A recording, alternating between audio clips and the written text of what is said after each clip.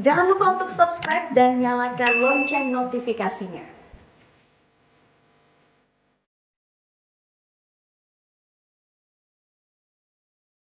Terima kasih pemirsa, Anda masih bersama kami di Editorial Media Indonesia. Bang Usman, sebelum kita berdiskusi, Bang, kita coba mendengarkan dulu penjelasan dari staf khusus Presiden bidang ekonomi yang saat ini sudah terhubung lewat saluran telepon, Arief Budimanta. Bang Arief, selamat pagi.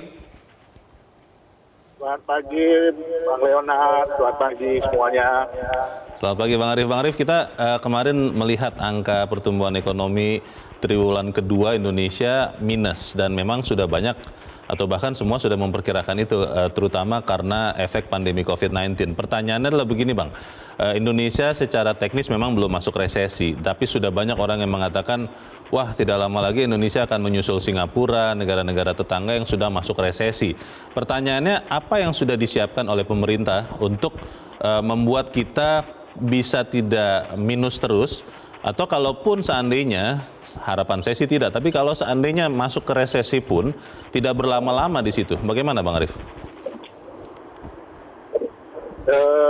Yang pertama ya, kalau kita lihat dari sisi kontribusi terhadap pertumbuhan ekonomi, kan kita ditopang oleh konsumsi rumah tangga. Iya. Ya. Itu mungkin kalau kita bulatin sekitar kontribusinya 60% lah ya, kalau mau kita bulatin, tapi tepatnya mungkin sekitar 57%.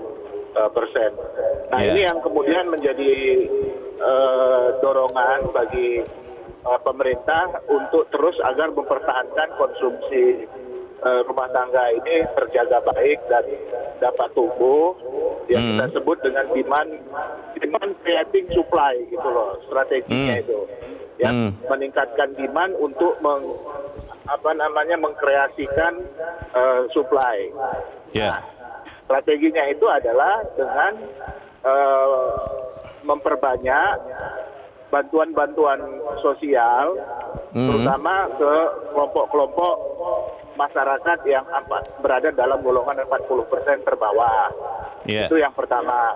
Yeah. Kemudian yang di luar golongan 40% itu, golongan menengah ataupun aspiring middle class, itu sejumlah program juga dilakukan, misalnya relaksasi terkait dengan pajak penghasilan bagi mereka yang mendapatkan penghasilan tetap. Dan ini di beberapa perusahaan juga sudah dilakukan yang kita pantau.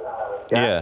Nah, kemudian yang ketiga bagi korporasi, kita juga melakukan insentif pajak, begitu, ya kan? Yeah. Nah, dan kita tahu after PSBB sekitar mulai bulan Juli, itu kita lihat beberapa indikator juga sudah mulai menunjukkan peningkatan, misalnya aspek traveling ya. Bidang transportasi itu kan juga bagian dari yang diukur dari konsumsi rumah tangga. Aspek transportasi kita lihat misalnya apakah udara ataupun darat, itu peningkatannya sudah signifikan kalau dibandingkan dengan bulan sebelumnya, udah mencapai di atas 100% tuh rata-rata. Kemudian dalam sisi supply, purchasing manager index juga meningkat, udah hampir mendekati 50% angkanya sekarang. Jadi kemudian yang ketiga, pemerintah juga akan mendorong, ya, Pak Presiden mendorong secara terus-menerus, mengingatkan agar kementerian dan lembaga bekerja secara extraordinary untuk mendongkrak penyerapan nah anggaran. Itu dia, Bang Arief, itu yang saya mau tanyakan. Ini kan government spending atau belanja pemerintah, khususnya untuk stimulus menangani atau antisipasi dampak dari pandemi COVID-19, itu yang dikeluhkan oleh Presiden Jokowi, mengatakan bahwa serapan anggaran dalam kurang lebih 7 bulan baru 20% untuk itu. Nah, ini pertanyaannya, sisa waktu yang ada sampai Desember kan sekitar 5 bulan. Apa bisa, Bang, kemudian stimulus khususnya untuk COVID-19 itu kemudian jadi lebih cepat dikucurkan oleh KL atau kementerian lembaga? Karena itu juga salah satu yang bisa mendorong daya beli atau belanja pemerintah, masyarakat kan? Bagaimana, Bang Arief? Ya, betul sekali, Mas Leonard, ya. APBN kita itu perubahan, ya, itu total belanja kita itu kurang lebih sekitar 2.700 triliun ya pada saat ini yang dibelanjakan sampai dengan bulan semester 1 kemarin mungkin sekitar 20% lah ya. Iya. Nah, untuk itu maka memang sejak awal Pak Presiden sangat concern dengan penyerapan anggaran ini, bahkan Bapak Presiden memberikan arahan bukan hanya pada level tingkat menteri, tetapi juga kepada tingkat pelaksana, baik itu eselon 1, eselon 2, eselon 3 diberikan arahan, termasuk pemerintah daerah diberikan arahan secara khusus kepada Pak Presiden agar proses penyerapan anggaran ini dilakukan dengan cepat, tetapi juga tanpa meninggalkan prinsip tata kelola yang baik. Yang benar ya. Itu istilah Pak Presiden itu ya. Kita harus bekerja dengan suasana yang extraordinary. Oke. Cara-cara yang extraordinary dalam kondisi yang pada saat ini dikatakan juga extraordinary, kondisi pandemi begitu. Bang Arief, ini pertanyaan terakhir saya. Kalau Anda sebagai staf khusus Presiden bidang ekonomi, melihat Indonesia akan masuk ke fase resesi tidak di triwulan ketiga? Saya rasa kita harus optimis ya. Tidak ada satu negara pun di dunia ini yang menginginkan negaranya masuk kepada fase resesi. Dan untuk itu memang diperlukan kerjasama seluruh pihak, terutama pemerintah daerah terutama, begitu juga untuk mempercepat proses penyerapan anggaran ini. Oke, terima kasih. Distribusikan langsung ke masyarakat. Baik. Terima kasih Bang Arief Budimanta, staf khusus Presiden bidang ekonomi, sudah mencerahkan kami pagi ini. Selamat pagi Bang Arief. Bang Usman, kalau mendengar penjelasan dari staf khusus Presiden bidang ekonomi Arief Budimanta, sebetulnya pemerintah sudah punya langkah-langkah. Tapi tadi kembali ke pertanyaan saya, bahwa Presiden saja mengeluhkan serapan anggaran itu baru 20% dalam 6 atau 7 bulan. Apakah bisa ini kemudian digenjot begitu rupa supaya kemudian kita juga rakyat punya daya beli? Iya, memang salah satu kendala penyerapan anggaran yang terbata-bata katakanlah seperti itu. Ini kan soal birokrasi, soal dokumen yang tidak lengkap, yang itu sebetulnya ingin diterabas oleh bukan diterabas, maksudnya membuat terobosan begitu biar dipercepat. Ya itu masih ada kendala. Nah karena itu tadi di awal ketika kita membahas headline media Indonesia, saya juga sampaikan berita kita itu akan ada pengalihan dari program pemulihan ekonomi nasional itu 200 sekian triliun itu ke pos-pos yang barangkali tidak memerlukan birokrasi yang terlalu rumit sehingga bisa segera digerojokkan dalam bahasa headline kita itu tadi begitu sih. Kalau melihat ini, apakah kemudian kan tadi dikatakannya ada rencana untuk memberi insentif bagi karyawan yang bergaji 5 juta atau kurang, kemudian ada pemotongan pajak penghasilan, lalu juga ada beberapa hal yang lain. Tetapi kembali lagi ke apa yang dikatakan Bang Usman tadi, waktu kita kan tidak banyak. Ini kan berkejaran dengan waktu juga. Nah ini apa mungkin tercapai atau bagaimana? Ya kita berusaha keras, saya kira pemerintah berusaha keras. Kan kita juga sudah punya perpu sebetulnya. Jadi pemerintah diberikan kewenangan, keleluasaan untuk membuat kebijakan-kebijakan yang katakanlah extraordinary tadi dalam bahasa Mas Arief ya. Jadi sebetulnya bisa kita lakukan walaupun itu tidak mudah. Termasuk defisit yang bisa lebih besar daripada kondisi normal. Defisit bisa lebih besar begitu. Nah jadi misalnya masih ada prediksi, masih ada kemungkinan katakanlah seperti itu, ekonomi kita di kuartal ketiga itu tumbuh negatif. Masih ada kemungkinan seperti itu. Kalau itu terjadi berarti kita betul-betul masuk resesi. Kita memasuki resesi, tapi kembali lagi ya tidak usah khawatir, tidak usah takut begitu kan. Resesi itu bukan kiamat begitu kan. Nah jadi kita tetap harus berusaha untuk memulihkannya, dan kalau kita lihat angka pertumbuhan kita yang negatif itu kan tidak separah negara-negara lain. Ya itu Amerika itu sudah berapa, bahkan nggak usah jauh-jauh lah. Singapura dengan Malaysia itu lebih negatif daripada kita. Ada yang bilang begini Bang. Hanya Korea Selatan lah yang ini. Ada yang bilang begini, karena kita mungkin akan masuk resesi, maka sekarang waktunya kita menahan uang. Ini orang-orang yang bicara ini kelas menengah, kita tidak usah belanja karena kita menghadapi ketidakpastian. Tapi tahan dulu Bang, karena kita harus jeda, dan pemirsa tetap bersama kami. Editorial Media Indonesia segera kembali.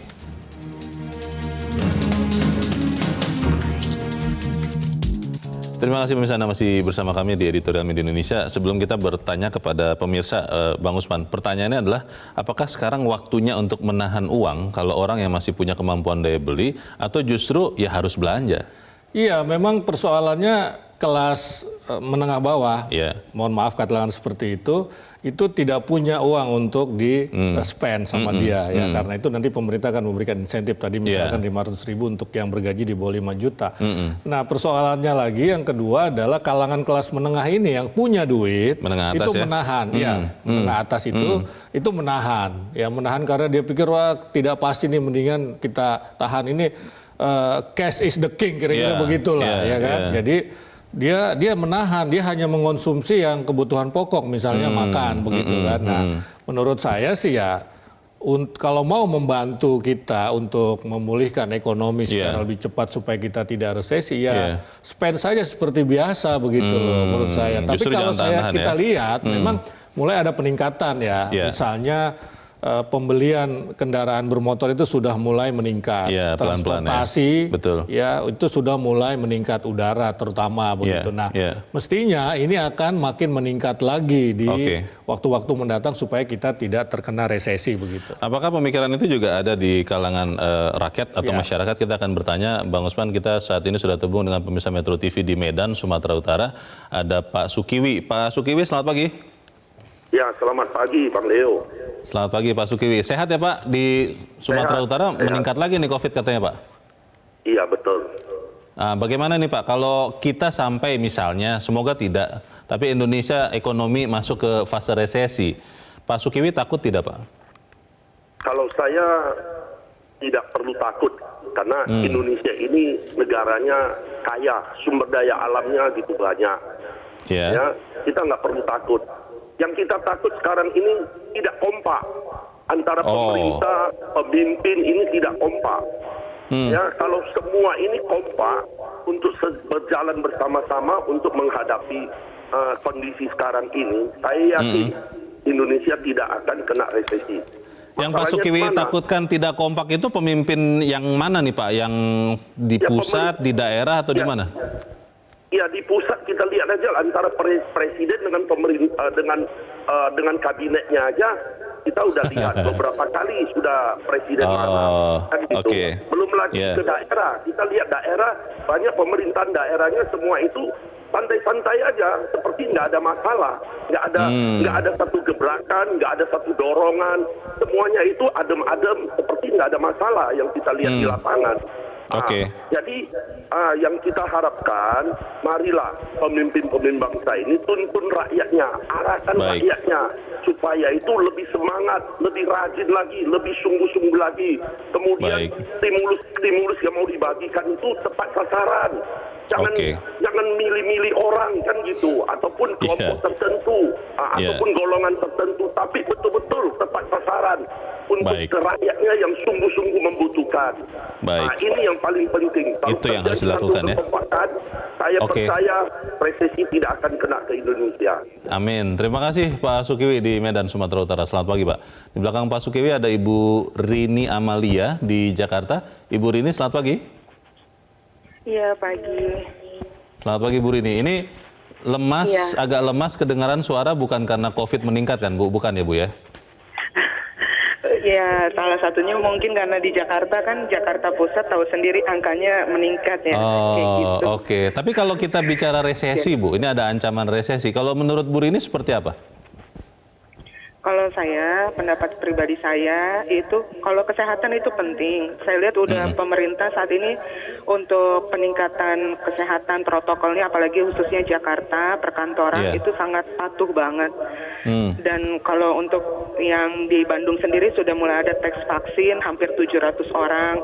Itu kan udah gerakannya dari pemerintah sangat masif sekali untuk kesehatan. Kalau menurut saya udah saatnya sekarang adalah membangun ekonomi, karena saya salah satu korban dari untuk resesi ekonomi yang mungkin memang belum terjadi tapi akan. Tapi kalau misalnya di sini memang kita nggak perlu takut, tapi kita juga tidak boleh lupa realita di lapangan. Karena Jakarta adalah sentral untuk semua perkantoran. Saya termasuk salah satu kerja di perusahaan e-commerce. Nah, itu sudah melakukan untuk dirumahkan besar-besaran, apalagi perusahaan yang lainnya. Oke. Dan benar, kalau untuk sekarang saya juga lebih banyak untuk saving, walaupun nggak banyak. Kenapa? Karena kita nggak pernah tahu beberapa bulan ke depan ini akan terjadi apa. Kalau untuk bicara kesehatan sih saya lihat untuk negara sangat prihatin sekali ya, karena langsung ada tes besar-besaran. Tapi untuk saat ini kita fokuskan lagi ke ekonomi juga. Ekonomi gitu. ya, baik. Baik, jangan pernah berhenti berharap Bu, karena pasti akan ada sesuatu yang baik untuk Ibu Rini ke depan. Terima kasih Ibu Rini sudah bergabung bersama kami. Selamat pagi. Di belakang Ibu Rini ada Pak Edward di Curup, Bengkulu. Pak Edward, selamat pagi. Selamat pagi Bung Leonard. Selamat pagi Bung Usman. Ya, silakan Pak Edward, pendapat Anda Pak. Kita nggak perlu takut dengan resesi. Ini musibah kemanusiaan bukan cuma dialami oleh Indonesia. Sudah mengglobar hampir seluruh dunia. Negara tetangga kita sudah mengalami lebih dulu minus anggarannya. Tapi ingin saya katakan satu. Cobalah bangsa ini seperti yang disampaikan oleh penelpon pertama, bersatu. Jangan ada pemimpin-pemimpin yang malah membebani pemerintah sekarang. Berikan solusi, berikan sumbangan pikiran yang positif. Bagaimana mengatasi masalah ini? Saya salah satu korban. Kami terpaksa kredit macet bulan ini karena ya bisnisnya nggak jalan gitu loh Pak. Terpaksa nggak membayar angsuran. Nah saya tidak membahas masalah ekonomi, saya cuma membahas hal tidak ada kebijaksanaan itu yang bisa memuaskan semua pihak. Itu aja kuncinya. Jadi kalau ada berbeda pendapat, wajar-wajar aja. Yang mana yang terbaik itu yang akan digunakan pemerintah. Kita berpikir untuk kepentingan bangsa ke depan. Negeri loh, Gemah Ripa Loh Jinawi ini nggak akan miskin. Cuma sekarang selama ini salah pengelolaan. Sekarang kita kelola dengan benar. Berikan sumbangan pemikiran yang positif agar negara ini bisa bangkit. Saya kasih tahu, ada pendapat kalau semua orang itu salah di matamu, ada yang salah di hatimu gitu loh. Sudah itu ada pendapat filsuf Muslim. Lebih baik lebih menyenangi orang beradab daripada orang berilmu. Kalau berilmu, iblis pun lebih berilmu. Nah, saya sesalkan orang-orang pintar yang berkumpul di kami itu. Mereka orang pintar-pintar, tetapi tidak beradab, saya pikir. Di dalam negara kesulitan, mereka bebani dengan kekisruhan. Baik, terima kasih Pak Edward untuk pendapat Anda dari Curup, Bengkulu. Selamat pagi. Di belakang Pak Edward, masih ada pemirsa di Cirebon, Jawa Barat, ada Ibu Indra. Ibu Indra, selamat pagi. Selamat pagi Bung Leo dan Bung Usman. Selamat pagi Bu Indra. Metro. Waalaikumsalam. Bagaimana Bu Indra pendapat dari Ibu? Ya, membangkitkan daya beli masyarakat itu yang dibutuhkan untuk mencegah resesi. Untuk ini kita punya dua modal yang harus diperhatikan. Apa, Bu? Pertama, kepemimpinan dengan visi yang jelas, dan yang kedua, modal sosial di masyarakat. Kepemimpinan ini pemimpin diuji untuk bisa cepat tanggap memperhatikan skala prioritas. Jadi jangan terjebak pada keadaan rutinitas. Tadi dikatakan bahwa untuk masyarakat itu akan ada bantuan sosial, apalagi program keluarga harapan yang tadi disebutkan oleh Bung Usman. Nah, dan untuk korporasi kan sudah ada intensif pajak katanya. Betul. Nah, itu ya harus diperjelas lagi. Kemudian modal sosial yang kita punyai adalah rasa saling percaya. Komunitas sosial di Indonesia ini begitu besar. Kuat jaringan sosialnya dan hubungan baik antar masyarakat di bawah ini perlu ditingkatkan. Nah, itu caranya dengan meningkatkan kepercayaan bahwa pemerintah benar-benar menangani COVID-19 ini. Baik. Terima kasih Ibu Indra di Cirebon, Jawa Barat untuk pendapat Ibu. Selamat pagi. Para pemirsa optimis ini Bang, tapi kita harus bahas selepas jeda. Dan pemirsa tetap bersama kami, Editorial Media Indonesia segera kembali.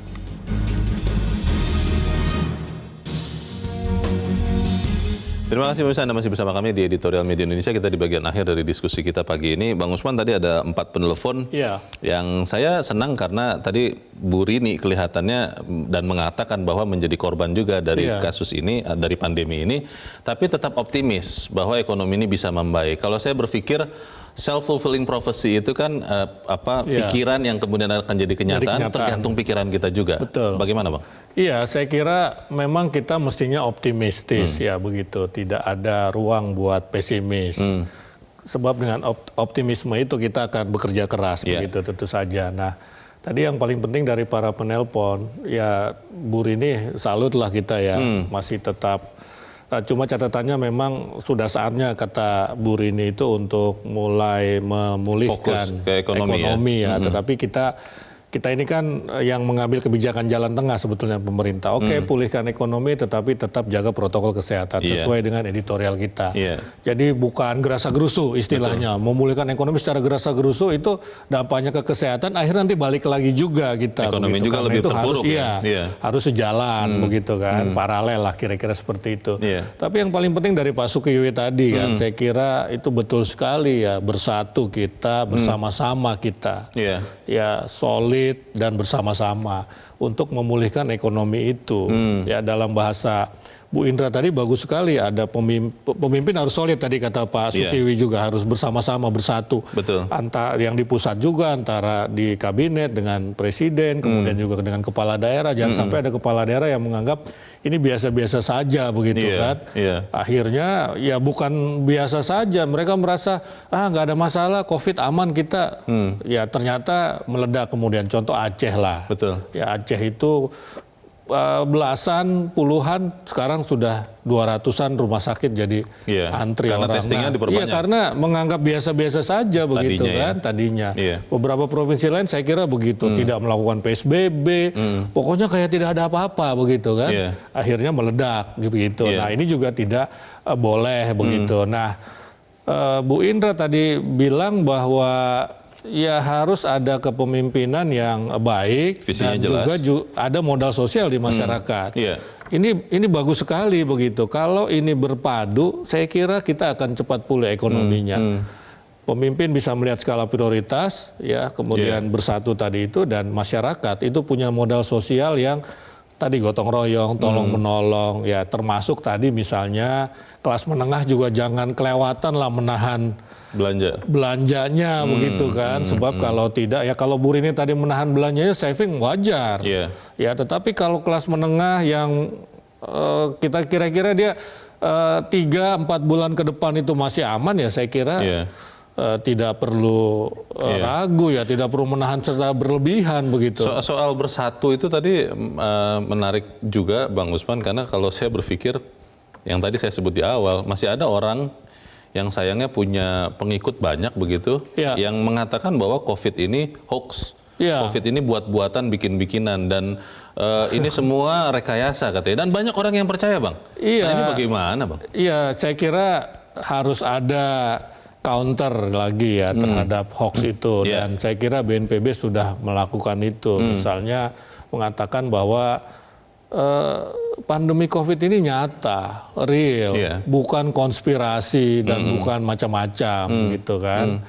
Nah itu sudah upaya yang bagus ya. Kalau tetap bandel, misalnya ya hukumlah bekerja di situ. Ya misalnya dalam kasus kita tahu wawancara salah satu selebritas dengan katanya pakar misalnya, ya kalau memang ada hal yang dianggap melanggar hukum, kenapa tidak? Karena kalau dibiarkan, dia itu akan merajalela informasi-informasi yang tidak benar, yang membuat masyarakat malah abai terhadap protokol kesehatan. Tim atau pemulihan ekonomi nasional tadi sudah disebut banyak insentif segala rupa, Bang. Bagaimana memastikan itu bekerja dan cepat? Ya, yang bisa memastikan itu tentu saja pemerintah. Ya, pemerintah negara. Nah itu tadi upaya untuk mengalihkan, saya kira dalam konteks pertanyaan Anda itu Leo, bagaimana memastikan bekerja kan itu saya kira. Dan kemudian yang kedua, kita juga media masyarakat juga mengontrol lah ya pemerintah untuk ya segera melakukan langkah-langkah yang jitu lah untuk supaya ekonomi kita tidak resesi begitu. Baik, semoga kita bisa sama-sama memulihkan kondisi ekonomi bangsa kita. Bang Usman Kansong, terima kasih Bang. Terima kasih Leo. Sudah hadir di tempat ini. Selamat pagi Bang. Selamat pagi. Pemirsa, upaya memulihkan perekonomian harus tetap menjunjung tinggi protokol mencegah penularan COVID-19. Kita tidak perlu takut resesi karena pemerintah mengerahkan segala daya untuk melindungi segenap bangsa. Karena itu merupakan amanat konstitusi. Kita semua berharap pandemi ini bisa cepat berlalu dan kita kembali menata kehidupan dengan lebih baik. Saya Leonard Samosir, terima kasih Anda sudah menyaksikan. Selamat pagi.